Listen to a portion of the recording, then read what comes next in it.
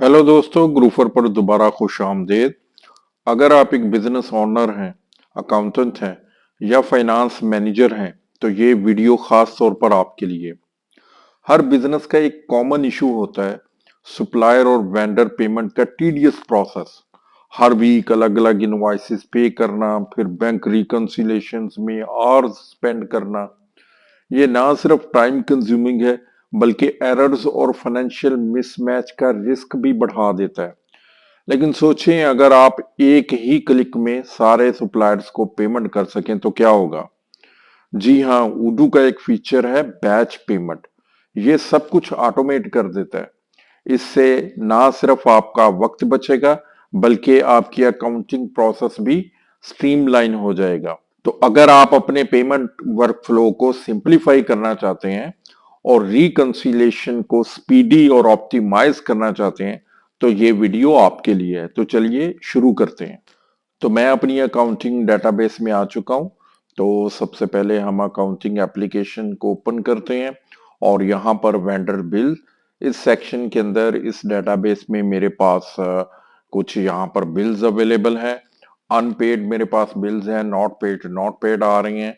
तो ये vendor 122, vendor 133, तो ये डिफरेंट वेंडर्स की कुछ अनपेड बिल्स यहाँ पर मेरे पास शो हो रहे हैं।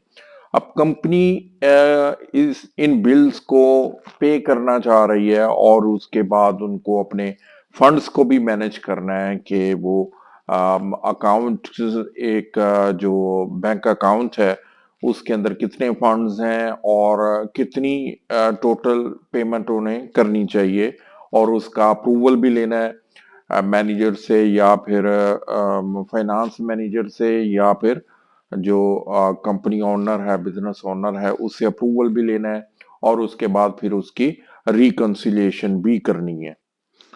तो अब यहाँ पर सबसे पहले मैं वन बाय वन इनकी पेमेंट्स कर लेते हैं। सारी ही आज की डेट में ड्यू हैं। तो यहाँ पर मेरे पास एमबीएल आ रहा है, तो यहाँ पर हम इनकी पेमेंट कर लेते हैं क्विकली। यहाँ पर मैंने इसकी पेमेंट कर ली है। ये मेरे पास है, इसकी भी मैं फुली पेमेंट कर देता हूँ।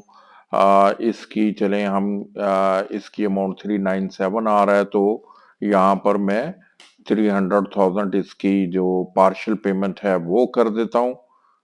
क्रिएट, मैंने पेमेंट कर दी है। उसके बाद ये मेरे पास अब ये इन पेमेंट मेरे पास आ रहे हैं। जो यहाँ पर वेंडर है इसको भी हम पे कर देते हैं। इन पेमेंट में चला गया है, इसको हम अभी रहने देते हैं। ये यहाँ पर इसको भी हम पेमेंट कर देते हैं और उसके बाद ये वेंडर टू, इसकी भी फुल पेमेंट कर देते हैं। अब यहाँ पर वेंडर सेक्शन में मेरे पास, यहाँ पर अगर मैं पेमेंट सेक्शन में आ चुका हूँ तो यहाँ पर मेरे पास कुछ पेमेंट्स आ रही हैं, 6 पेमेंट्स आ रही हैं और ये इनका टोटल यहाँ पर एक टोटल आ रहा है। अब ये जो पेमेंट्स हैं इंडिविजुअली इसको अप्रूवल के लिए भिजवाना है फाइनेंस मैनेजर को या फिर बिजनेस ओनर को, इनको अप्रूव करवाना है। तो किस तरीके से अप्रूवल होगी, अगर बैच पेमेंट को हम यूज नहीं करते तो ये थोड़ा सा टाइम कंज्यूमिंग प्रोसेस हो जाएगा और यहाँ से उसको आइडेंटिफाई करना भी थोड़ा डिफिकल्ट रहेगा कि कौन सी पेमेंट्स जो हैं वो उनको अप्रूव करना है। मान लीजिए कि अगर ये 4 पेमेंट्स हैं, ये 6 पेमेंट्स हैं और इनमें से 4 पेमेंट्स को अप्रूव करना है, तो किस तरीके से आइडेंटिफाई करेंगे कि इन 4 पेमेंट्स को पेमेंट किया जाए और उसके बाद इसका टोटल जो है वो कितना रहेगा। अब इसको मैनुअली हमें टोटल करना पड़ेगा, फिर जाकर पता चलेगा जी कि ये टोटल कितनी अमाउंट कंपनी जो है वो पे करना चाह रही है। तो उसके लिए हमारे पास ऑप्शन है, बेस्ट ऑप्शन है बैच पेमेंट का। तो यहाँ पर जो पेमेंट क्रिएट कर रहा है वो यहाँ पर इन 4 पेमेंट्स को सिलेक्ट करेगा। सिलेक्ट करने के बाद एक्शंस के अंदर ये क्रिएट बैच पेमेंट कर दिया। अब जैसे ही क्रिएट बैच पेमेंट की है तो ये 89850 हमारे पास यहाँ पर अमाउंट आ चुकी है। अब इसके अंदर कुछ लाइंस को अगर मजीद अमाउंट हमने पे करनी है, जो अप्रूवल है हमारे पास वो 1 मिलियन तक का है या फिर फंड्स की अवेलेबिलिटी के 1 मिलियन पेमेंट कर सकते हैं, तो हम इसके अंदर मजीद भी कोई लाइन आइटम ऐड करना चाहे तो ये हमारे पास यहाँ पर अवेलेबल है। इस लाइन को भी हम अगर इंक्लूड कर लेते हैं तो 7850 ये हमारे पास इतनी पेमेंट आ चुकी है। पार्शियली भी अगर हम करना चाहें तो उनको पार्शियली पेमेंट भी हम कर सकते हैं। अब ये 1 मिलियन का यहाँ पर मैं अगर इसको सेव कर देता हूँ तो ये हमारे पास यहाँ पर बैच पेमेंट आ चुका है। अब यहाँ से अगर कोई पेमेंट निकालनी है, अगर अमाउंट एक्सीड कर रहा है तो हम इसको अमाउंट को एक्सक्लूड भी कर सकते हैं। अगेन हम यहाँ पर इसको एक्सक्लूड कर दिया और उसके बाद इसको जीरो कर दिया और उसके बाद ये मैं दोबारा इस पेमेंट को इंक्लूड कर लेता हूँ। अब मेरे पास ये एक डॉक्यूमेंट है जिसकी क्रिएशन डेट भी है कि इस डेट को मैंने ये डॉक्यूमेंट क्रिएट किया था और उसके बाद इनके अंदर जो पेमेंट है वो इंक्लूड भी कर दी है पेमेंट। अब इंक्लूड करने के बाद मैं इस जो डॉक्यूमेंट है इसको वैलिडेट कर देते हैं। अब वैलिडेट करने के बाद ये सेंड हो चुका है। सेंड किसके लिए, किसके पास गया, अप्रूवल के लिए गया, फाइनेंस मैनेजर को सेंड कर दिया या फिर जो स्मॉल बिजनेस ओनर है जिसने भी जो भी अप्रूविंग अथॉरिटी है उसके पास ये एक पूरा कंप्लीट डॉक्यूमेंट हम उसको फॉरवर्ड कर सकते हैं। अगर इलेक्ट्रॉनिक अप्रूवल्स हैं तो यहाँ पर भी उसके पास ये सेंट डॉक्यूमेंट आ रहा है जिसके अंदर ये 5 पेमेंट्स हैं। अगर यहाँ से बैच पेमेंट का फीचर यूज नहीं करेंगे तो कितनी पेमेंट्स को अप्रूव करना पड़ेगा यहाँ पर पेमेंट्स के अंदर, और यहाँ पर भी आइडेंटिफाई करना पड़ेगा।